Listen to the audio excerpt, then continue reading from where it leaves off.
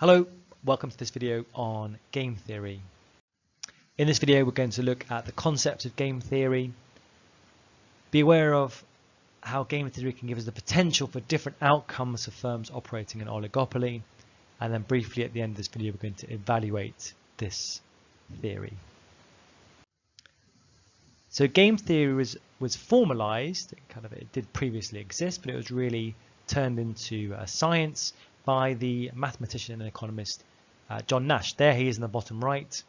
He was also famously played by Russell Crowe in the film The Beautiful Mind, and there's a good scene in that involves game theory. So what is game theory all about? Well, in our context, it's really about looking at two businesses and how their decisions and their actions are interrelated. It can also be used in terms of games, actual games like poker or chess, and looking at what does it take to win versus your opponent. There are lots of other applications as well: penalty shootout, serve and receive in tennis, individual plays in a game of American football. So game theory here in this context can be used by economists to predict how firms will react in a number of given scenarios. So we mainly use it when we're dealing with firms in oligopoly to explain why some firms may collude, but then to go furthermore and say why often actually they decide to abandon that agreement to collude. A good way to illustrate game theory is to consider two prisoners. And we often call this the prisoner's dilemma. You've been arrested, and so has your friend. And you have a decision now to make. Should you just remain silent, or should you confess and blame your friend and say they did it? Well, we can develop a bit of a matrix here that looks at the potential options. Let's say that you are prisoner 1 and your friend is prisoner 2. Now, as prisoner 1, you have two options. You can either rat out your friend, basically say it wasn't me, it was person 2, my friend, or you can just stay silent. Now, let's see what happens here. Let's imagine that you stay silent and your friend stays silent. Well, they have trouble proving it was both you, there's some doubt, and so you both go to prison, but you both get 6 months, only 6 months. Let's say a different option. You actually rat out your friend. You say it was person 2, wasn't me, governor. Now, if person 2 just says they're going to remain silent, you've agreed maybe to remain silent, but you say it was them.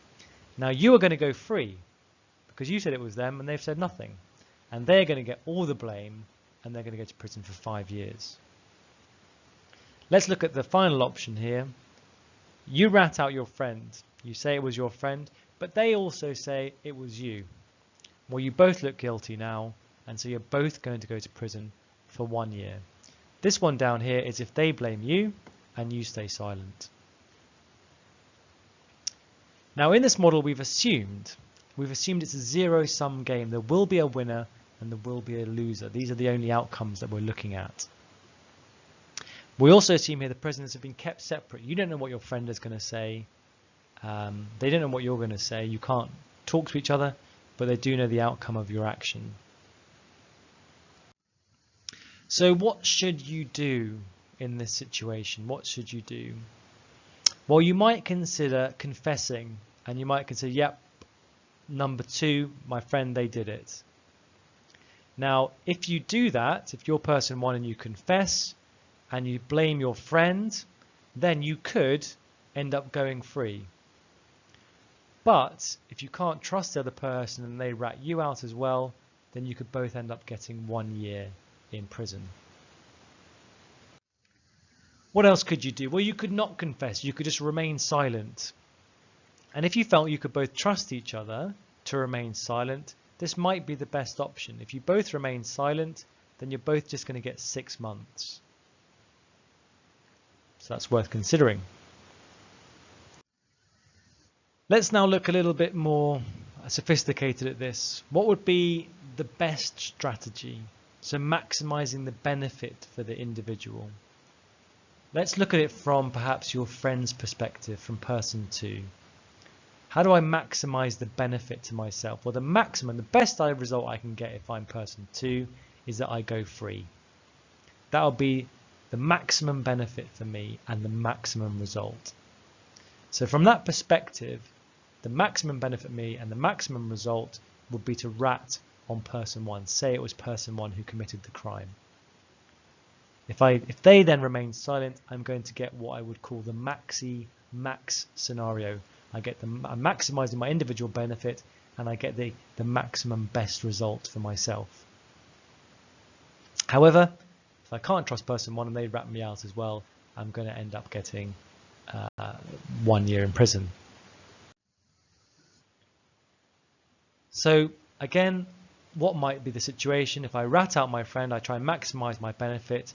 I try to go for the maximum benefit for me and the maximum reward, but I might end up trying to go for the maximum benefit for me, but getting the minimum reward. And that would be 1 year in prison. And we would call that a maxi-min scenario. So let's summarize the different strategies that we've got here. One strategy would be to collude, to try and work with my partner. I know we've said we can't speak here, but maybe beforehand we agree if we get caught, we're both going to remain silent. If we both remain silent and we collude, then we're both going to get 6 months. However, there's a slightly different strategy I might adopt here. If I'm person 2, if I want to maximize the benefit, the very best situation I could get is that I go free. And so to maximize the benefit for me, I'm going to rat on person 1 and I'm going to blame the other person in the hope that person 1 remains silent and I'm going to go free. This strategy would involve me getting the maximum benefit and the maximum result. A third approach would be that I'm going to go for the maximum benefit, that I go free, but actually get the minimum return, which is here that I get a year in prison. And we would call this a maxi-min strategy. I maximize the benefit for the individual, but getting the minimum return. So i.e. here, blaming the other, knowing they will blame you. So broadly speaking, we have 3 different strategies. We could both remain silent based on trust and collude. I could blame you, hoping you remain silent, or I could blame you, but knowing that you're going to blame me. A collusion, a maxi-max, or a maxi-min approach.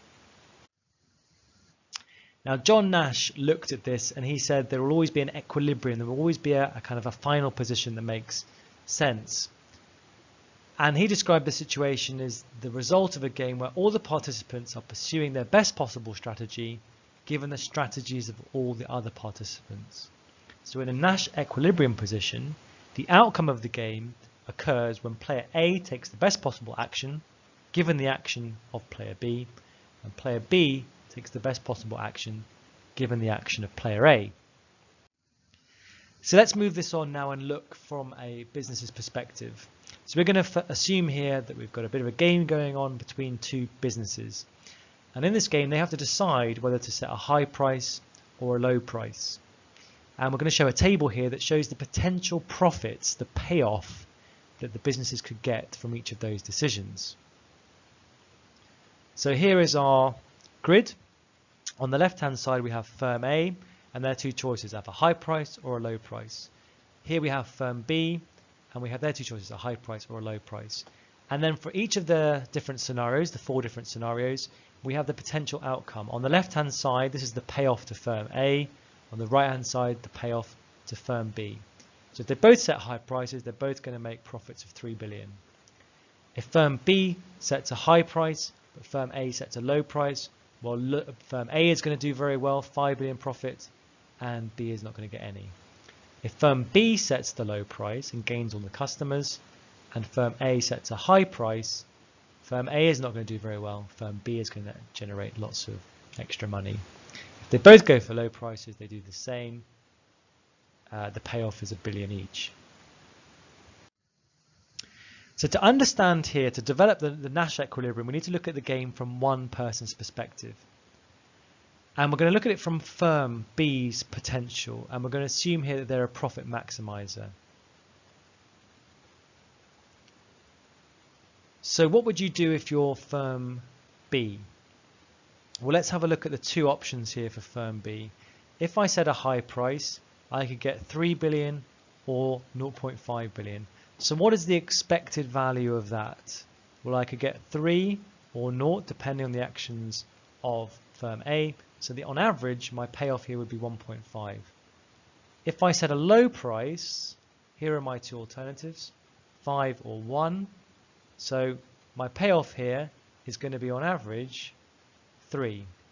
So if I'm looking at this from a rational perspective, what is my best strategy? My best strategy would be to set a low price. So in this game, regardless of what the other firm decides to do, the best response to the other firm is to charge a low price. But if I'm firm B and I'm doing that, firm A is going to have the same approach. So we're both going to end up charging low prices, and we're both going to end up generating 1 billion worth of profits. This would be a Nash equilibrium outcome. We could also describe it as a max-min outcome. I'm trying to maximize my own individual benefit, but ultimately I'm getting the minimum reward. If these firms got together and decided that actually they could trust each other and they could collude and both set a higher price, both of them could earn higher total profits.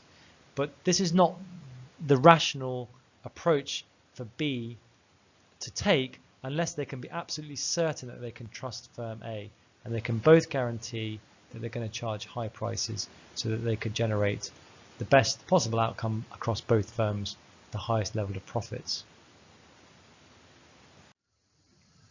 This can also be the case when we look at non-price competition as well. If we're talking about spending on advertising, here we have an option for firm B, advertise or don't advertise.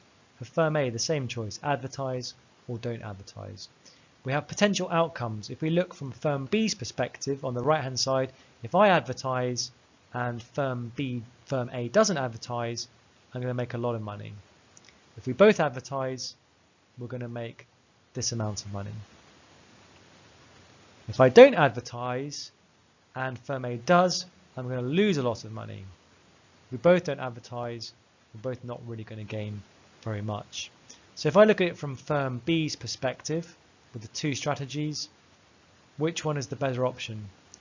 Well, here the average expected return is 7 and here the average expected return is 4. So if I'm going to look at a maxi strategy, I maximize the benefit to myself, I'm going to advertise. If firm A looks at it from the same perspective, what are they going to do? They are also going to advertise.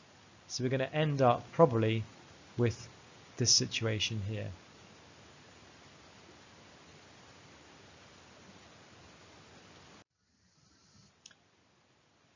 Another example, again the same idea. We have a pricing decision. Firm X can charge £2 or £1.80, and so can firm Y. If they both charge the high price, they each get 10 million. If they both charge the low price, they each get 8 million. If I look from firm X's perspective, which is the maximum benefit strategy, well, here I can get 12 or 8. Over here I can get 10 or 5. So the maximum strategy for firm X is to charge a price of £1.80. This would be the maxi-max outcome and this would be the maxi-min outcome.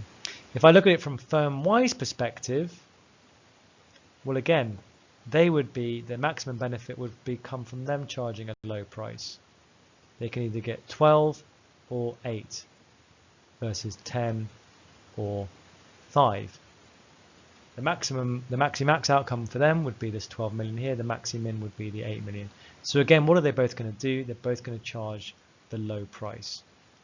So here, the maxi-max strategy of charging £1.80 for firm X and the maxi-max strategy for firm Y of charging £1.80 is the same as the maxi-min outcome for Nash equilibrium. So effectively, 3 of these outcomes, B, C, and D, involve the same pricing strategy. So we would say there's one dominant strategy here. It's the same policy, setting the low price, suggested by the maxi-min approach and the maxi-max approach.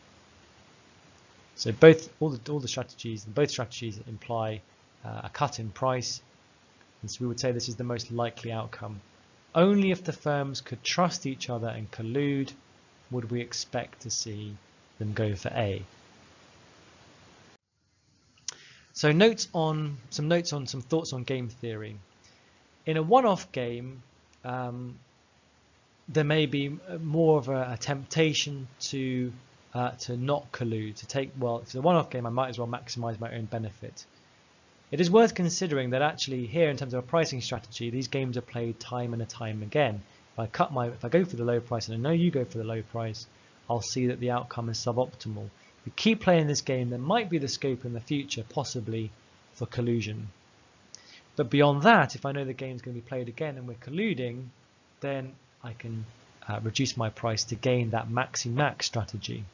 So we have to think about iterations, playing this game time and time again, and how that might affect the behavior of firms. So firms that may ultimately decide to collude always face the incentive of that maxi-max strategy, taking the maximum individual benefit and getting the maximum possible result.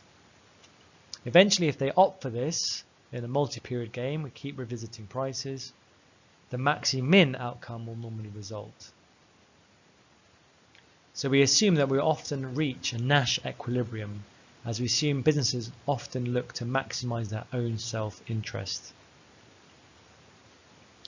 Being the first mover in any of these sorts of games will normally give you an advantage, because it means the competition have to respond to your initiative. A key evaluation point for the exams, though, is that game theory can really oversimplify complex decisions. And when there are more than two rival firms in a market, the degree of complexity grows exponentially. So in this video, we looked at the concept of game theory.